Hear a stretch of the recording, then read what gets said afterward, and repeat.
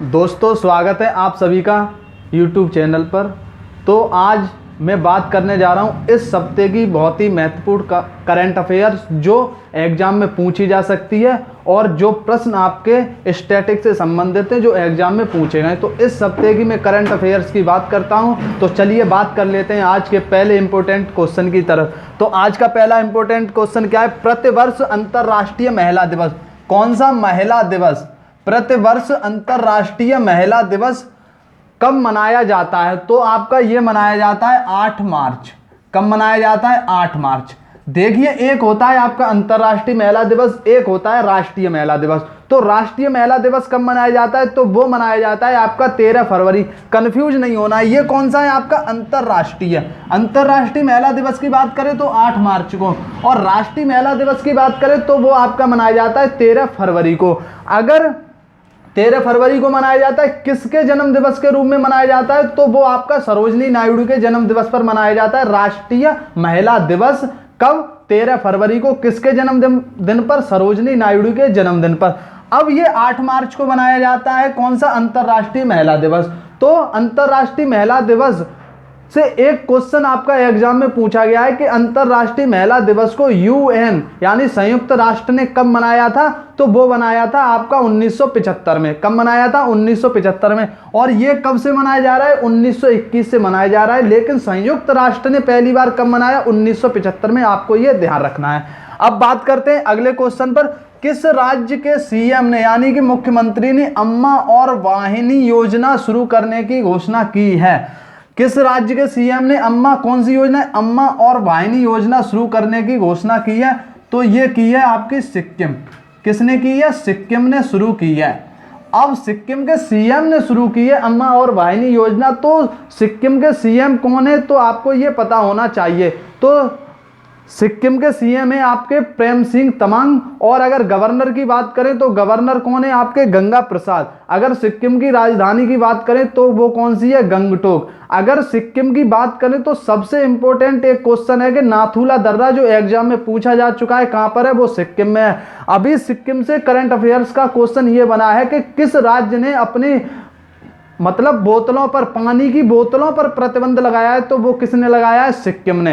पानी की बोतलों पर प्रतिबंध लगाया। क्यों? क्योंकि सिक्किम सरकार ने कहा कि हमारे पास प्राकृतिक पानी के संसाधन उपलब्ध हैं। तो पानी पर प्रतिबंध किसने लगाया? बोतलों की पानी पर प्रतिबंध सिक्किम ने लगाया है। कौन सी योजना शुरू की है? अम्मा और वाहिनी योजना शुरू की है सिक्किम ने। ठीक है। सिक्किम एक ऐसा राज्य है जिसकी सीमा किससे लगती है? नेपाल से भी लगती है और भूटान से भी लगती है। किसकी? सिक्किम की सीमा। अब बात करते हैं आज के अगले क्वेश्चन पर। हाल ही में सर्वाधिक आईसीसी वर्ल्ड कप खेलने वाली पहली महिला कौन बनी है?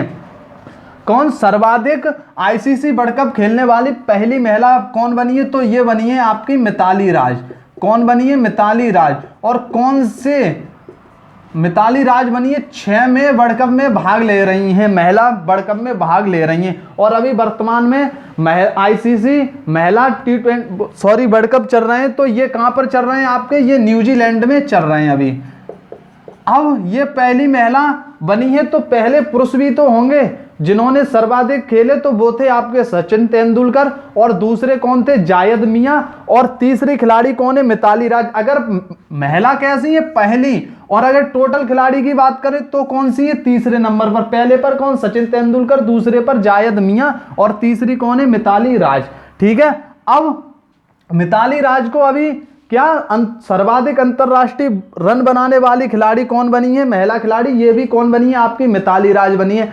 अभी स्मृति मंदाना। तो स्मृति मंदाना को क्या किया गया? आईसीसी वर्ल्ड कप ईयर घोषित किया गया है। किसे? स्मृति मंदाना को क्या ICC world cup of the year किसे घोषित किया गया है? क्रिकेट ऑफ द ईयर स्मृति मंदाना को। और मिताली राज कौन बनी है? ये अंतरराष्ट्रीय सर्वाधिक रन बनाने वाली और पहली महिला सर्वाधिक वर्ल्ड कप खेलने वाली महिला बन चुकी हैं। अब आईसीसी, तो आईसीसी की स्थापना कब हुई थी? 1909 में स्थापना हुई थी। मुख्यालय कहाँ पर है? दुबई में है। और इसके अगर मैं बात करूं अध्यक्ष कौन है? Greg Barclay. और कहाँ के? न्यूजीलैंड के। और इसके अगर सीईओ की बात करें तो जियोफ अर्लांडिस। अब मिताली राज, अभी आपने नाम सुना होगा एजाज पटेल, बहुत ही चर्चा में रहे थे। क्यों? उन्होंने भारत के खिलाफ एक टेस्ट की पारी में 10 विकेट लिए। कौन से देश के खिलाफ बॉलर थे? तो वो थे आपके न्यूजीलैंड के एजाज पटेल। अगर मैं बात करूं, आपने शकीब उल गनी का अभी नाम सुना हुआ होगा, तो वो कौन थे? बिहार के खिलाड़ी थे। पदार्पण मैच में, अपने पहले पदार्पण मैच में ही 13 शतक लगाने वाले पहले खिलाड़ी कौन बने? तो वो बने थे शकीब उल गनी। ठीक है, तो अब बात करते हैं अगले क्वेश्चन पर। 7 मार्च 2022 को किस संस्थान में सुपर कंप्यूटर परम गंगा, कौन सा परम गंगा को स्थापित किया गया? तो ये किया गया है आपका IIT रुड़की। किसमें? IIT रुड़की में।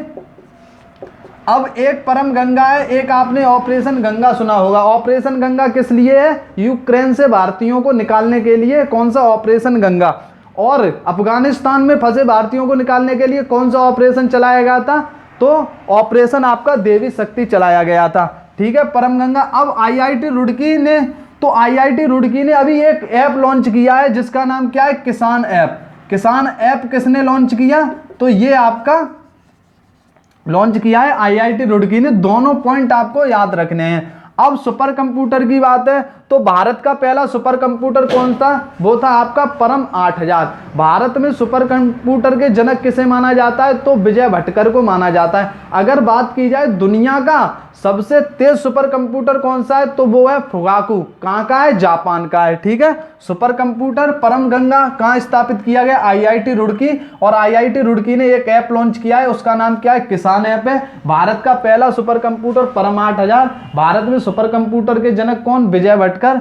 और अगर बात की जाए सबसे तेज सुपर कंप्यूटर फुगाकू कहाँ का है? जापान का। अब बात करते हैं अगले क्वेश्चन पर। हाल ही में किस राज्य ने नान मुदलवान योजना शुरू की है? कौन सी नान मुदलवान योजना शुरू की है?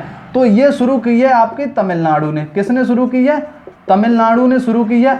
अब तमिलनाडु ने शुरू की है, तो तमिलनाडु की राजधानी आपको पता होनी चाहिए चेन्नई। तमिलनाडु के CM कौन है? यानी कि मुख्यमंत्री MK स्टालिन। अब इनसे एक क्वेश्चन ये बनता है जो करंट का है कि MK स्टालिन की आत्मकथा कौन सी है? उमलिंग आरूबाग। किसकी आत्मकथा है? तमिलनाडु के CM MK स्टालिन की। तमिलनाडु के गवर्नर कौन है? RN रवि तमिलनाडु के गवर्नर हैं। ठीक है, कौन सी योजना लॉन्च की है तमिलनाडु ने? नान मुदलवान योजना शुरू की है। ठीक है, अब बात करते हैं अगले क्वेश्चन पर। हाल ही में किस देश ने सैन्य उपग्रह नूर 2, कौन सा? नूर 2, इस पर आपको ध्यान देना है, नूर 2 लॉन्च किया। तो ये नूर 2 सैन्य उपग्रह लॉन्च किया है आपका किसने? ईरान ने लॉन्च किया है। एक तो नूर 2 है, एक आपका रॉकेट है नूरी। नूरी किसने लॉन्च किया? वो किया आपका दक्षिण कोरिया ने, लेकिन क्या हुआ? असफल हो गया।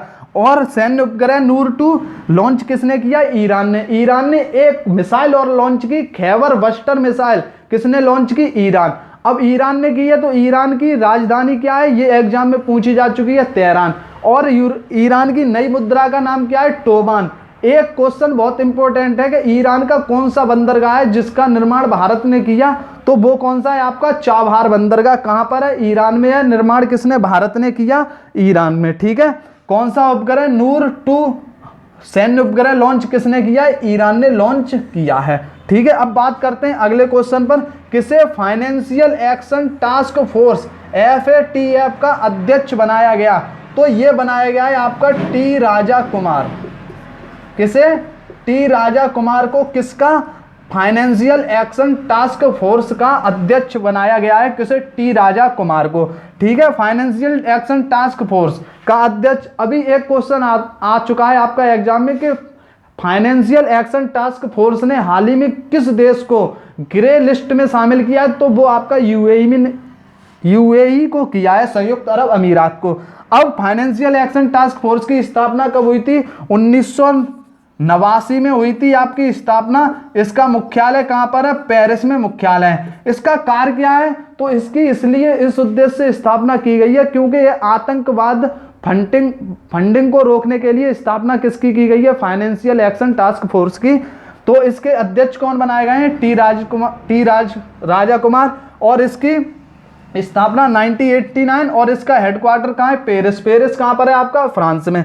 अब बात करते हैं अगले क्वेश्चन पर। 8 मार्च 2022 को भारत का पहला 100% महिला क्या 100% महिला, पहला आपको याद रखना है, अगर जहां पहला शब्द आ जाए बहुत इंपॉर्टेंट हो जाता है।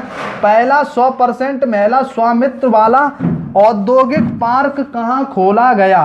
कौन सा औद्योगिक पार्क कहाँ खोला गया? तो ये आपका खोला गया है हैदराबाद। कहाँ खोला गया है? हैदराबाद। इसमें क्या होगा, इसमें महिलाओं को रोजगार करने के लिए या फिर व्यापार करने के लिए, बिजनेस करने के लिए 3 लाख रुपए दिए जाएंगे। किसमें? 100% महिला स्वामित्व वाला औद्योगिक पार्क हैदराबाद में खोला गया है। हैदराबाद में एक आपका स्टैचू ऑफ इक्वलिटी याद रखनी है आपको। स्टैचू ऑफ इक्वलिटी कहां पर है? हैदराबाद में। किसकी है? तो ये है आपकी संत रामानुजाचार्य की। एक स्टैचू ऑफ यूनिटी वो कहां पर है? आपकी गुजरात के केवड़िया जिला में। एक स्टैचू ऑफ पीस है, वो कहां है? राजस्थान के पाली में है। ठीक है, याद रखना। Statue of equality Hyderabad, statue of unity Gujarat Kevadia, statue of peace Pali. अब हैदराबाद में, तो हैदराबाद का विलय भारत में किस ऑपरेशन के द्वारा किया गया? तो वो था आपका ऑपरेशन पोलो। अब बात की जाए, अगर हैदराबाद किस राज्य में है? तेलंगाना में है। अगर हैदराबाद किस नदी के किनारे है? तो मूसी नदी के किनारे है हैदराबाद। ठीक है, हैदराबाद किस नदी के किनारे है? मूसी नदी के किनारे है आपका हैदराबाद। पहला 100% महिला स्वामित्व वाला औद्योगिक पार्क। कैसा औद्योगिक पार्क कहां पर खोला गया है? हैदराबाद में खोला गया है। अगर बात की जाए एक आपका लाइकेन पार्क, लाइकेन पार्क कहां खोला गया था? वो आपका उत्तराखंड में। ठीक है, ये थे आपके इंपॉर्टेंट क्वेश्चन। अब बात कर लेते हैं आगे और इंपॉर्टेंट क्वेश्चनों की तरफ। अगला क्वेश्चन है हमारा, भगवान बुद्ध की सबसे बड़ी शयन मुद्रा का अनावरण, यहां पर प्रतिमा और लिख लें, मुद्रा प्रतिमा का अनावरण कहां किया गया? किसकी? भगवान बुद्ध की। कैसी मुद्रा है? शयन मुद्रा। ठीक है, का अनावरण कहां किया गया है? तो आपका ये किया गया है बोध गया। कहां किया गया है? बोध गया। बोध गया कहां पर है? आपका बिहार में है। बोध गया कहां पर है? बिहार में। यही वो बोध गया है जहां पर महात्मा बुद्ध को क्या हुआ था? ज्ञान प्राप्त हुआ था। अब शयन मुद्रा है, तो अब इसके वास्तुकार कौन है? तो मिंटू पॉल इसके वास्तुकार हैं। कौन? मिंटू पॉल। मिंटू पॉल वास्तुकार हैं इस प्रतिमा के। और इस प्रतिमा की लंबाई कितनी है? 100 फीट और चौड़ाई कितनी है? 30। यानी कि लंबाई 100 फीट और चौड़ाई इसकी कितनी है? 30 फीट चौड़ाई है। किसकी? शयन मुद्रा की। ठीक है, अब महात्मा बुद्ध की बात है, तो महात्मा बुद्ध का जन्म कब हुआ था? तो 563 ईसा पूर्व में जन्म हुआ था और 483 ईसा पूर्व में मृत्यु हुई थी। कहां पर? कुशीनगर देवरिया में। और इनका जन्म कहां हुआ था? कपिलवस्तु के लुम्बिनी नामक गांव में हुआ था। ये वो क्वेश्चन है जो आपके एग्जाम में पूछे गए हैं। इनके पिता का नाम क्या था? शुद्धोधन। इनकी माता का नाम क्या था? माया देवी। लेकिन इनका लालन पालन किसने किया था? गौतमी प्रजापति ने। इन्होंने किस आयु में गृह त्याग किया था? तो वो किया था 29 वर्ष की अवस्था में। अब जब इन्होंने गृह त्याग किया था, उस घटना को बौद्ध धर्म में किस नाम से जाना जाता है? तो उसे जाना जाता है महाविनिष्क्रमण घटना के नाम से जाना जाता है। इन्होंने अपना सबसे पहला उपदेश कहाँ दिया था? सारनाथ में। तो उस घटना को बौद्ध धर्म में क्या कहा जाता है? तो उसे कहा जाता है धर्म चक्र प्रवर्तन। इनकी मृत्यु 483 ईसा पूर्व में कुशीनगर देवरिया में चुंद द्वारा भोजन देने पर हुई थी। तो जब इनकी मृत्यु हुई तो उसे बौद्ध धर्म में क्या कहा जाता है? तो उसे कहा जाता है आपका महापरिनिर्वाण। इनसे संबंधित, बौद्ध धर्म से संबंधित 4 संगीतियां आपको याद रखनी है। पहली कहाँ हुई थी? राजगृह में। किसके समय? अजातशत्रु के समय। दूसरी कहाँ हुई थी आपकी? तो दूसरी हुई थी वैशाली में। किसके समय? कालाशोक के समय। तीसरी कहाँ हुई थी? पाटलिपुत्र में। किसके समय? अशोक के समय। चौथी कहाँ हुई थी? कुंडलवन में। किसके समय? कनिष्क के समय। ठीक है, अब बात करते हैं आज के। मुद्रा आपको याद रखनी है कहां पर किया गया है? बोध गया में किया गया है। लंबाई 100, चौड़ाई 30 और इसके वास्तुकार मिंटू पॉल। और इसके वास्तुकार कौन है? मिंटू पॉल है। अब बात करते हैं अगले क्वेश्चन पर। WHO global centre for traditional medicine की स्थापना कहां की जाएगी?